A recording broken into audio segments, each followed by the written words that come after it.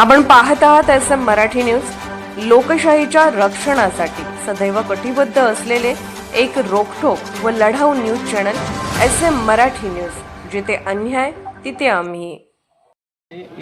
Advocate Bhimsen Pandurang Kamble आज जिल्हा परिषद मतदारसंघ पट्टण कोडोलीमध्ये अनुसूचित जातीमध्ये आज मी उमेदवारी अर्ज दाखल केलेला आहे। सदर अर्जाच्या अनुषंगाने आज 22/1/2026 रोजी छाननीची प्रक्रिया पार पडली। या छाननीच्या प्रक्रियेमध्ये एकंदरीत पाहिलं तर इतर उमेदवारांचे अर्ज सही नसल्यामुळे अवैध केले, तर आज महेश उर्फ दरगोंडा बसगोंडा पाटील ह्यांचा OBCचा दाखला असताना सुद्धा सुनावणी ठेवण्यात आली। सुनावणी ठेवून सुद्धा त्या सुनावणीमध्ये महेश पाटलांनी स्वतःच कबूल केलेला आहे की मी OBC समाजाचा आहे। इतका असतानाही सुद्धा निवडणूक निर्णय अधिकारी यांनी हा निर्णय घेण्यासाठी विलंब लावलेला आहे आणि उद्या त्याचा निर्णय होणार आहे। जर हा निर्णय आमच्या विरोधात गेला तर ह्यामुळे पूर्ण मागासवर्गीय समाजावर अन्याय होणार आहे।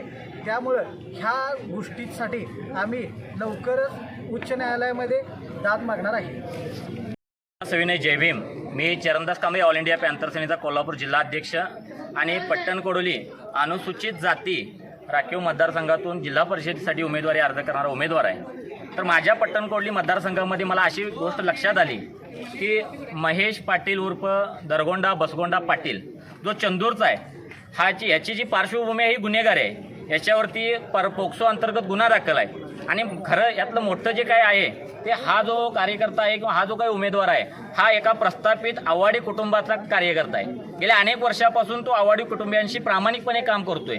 आता मगाशी आमचं जे आर्ग्युमेंट झालं त्याच्यामध्ये तो सांगतोय, स्वतःहून सांगतोय की 2022ला मी या ठिकाणी प्रांतांच्याकडून चुकून आणि माझ्या अनावधानानं मी तो दाखला काढला, म्हणजे दाखला काढला, अर्ज केला आणि प्रांताने दाखला दिला का त्याच्यासाठी काही डॉक्युमेंट जोडले याच्याबद्दल त्यांच्या पक्षकारांनी किंवा वकिलांनी आम्हाला काही सांगितलेलं नाही। राहिला गोष्ट हा जो आहे गेल्या अनेक वर्षापासून पंचायत समितीमध्ये आहे, तिथं त्याची दादागिरी आहे।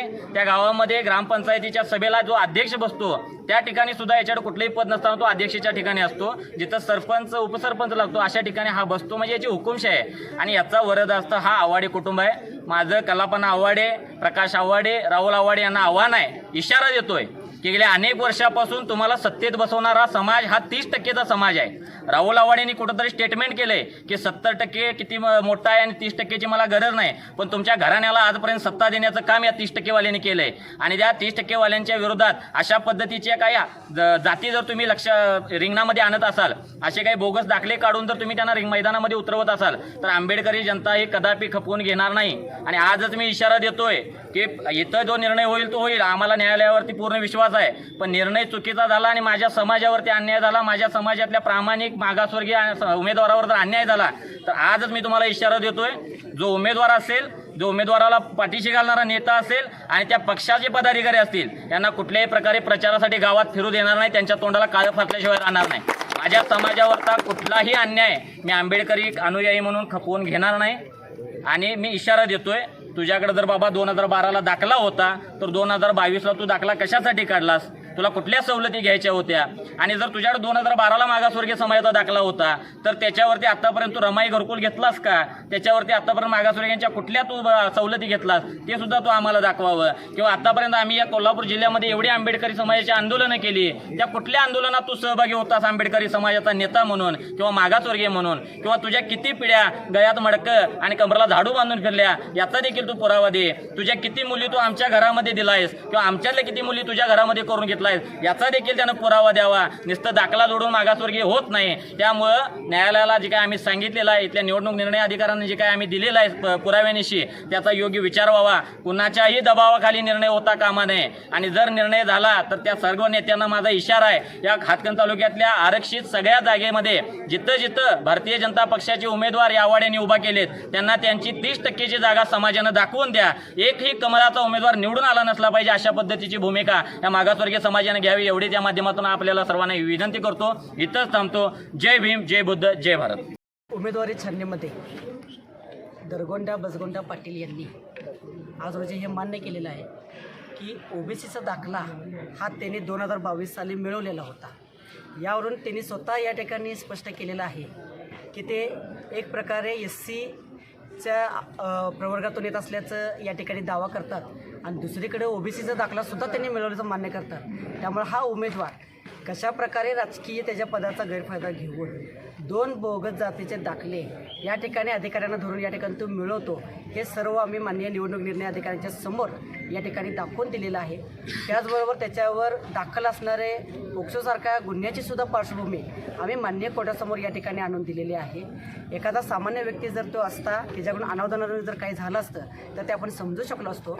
मात्र दरगोंडा पाटील सारखा जो गेली 20-25 वर्ष जरा राजकारणामध्ये आहे, ज्यांनी सरपंच पद भोगलेलं आहे, ज्यांनी हातकणंगले पंचायत समिती सभापती भोगलेला आहे, त्यांना सर्व कायद्याचं त्यांना नॉलेज आहे, कागदपत्रांची माहिती आहे.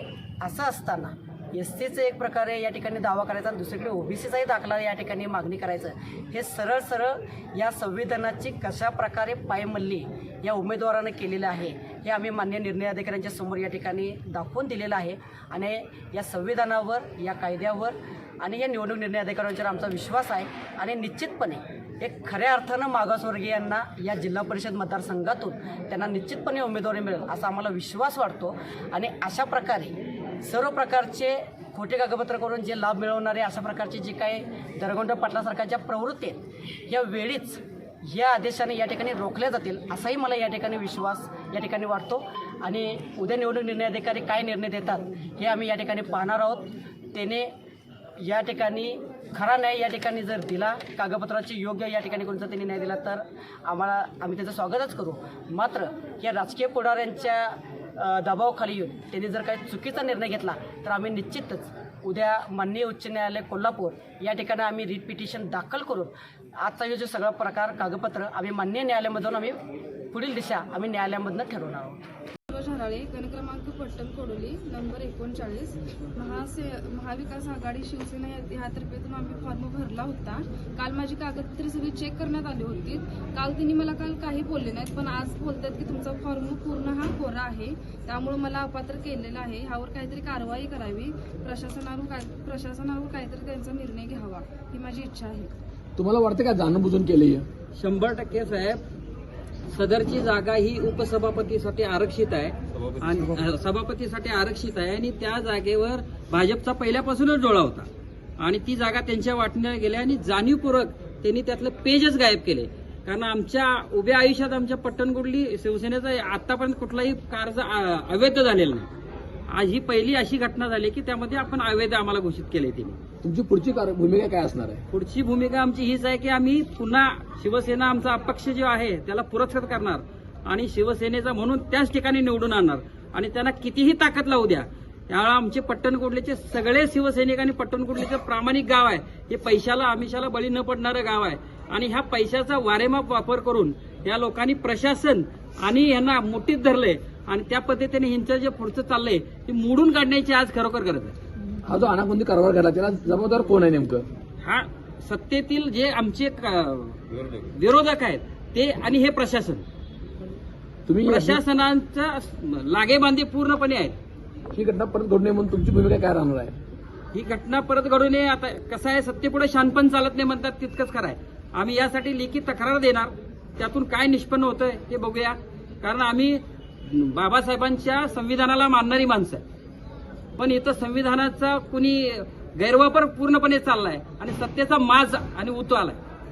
धन्यवाद.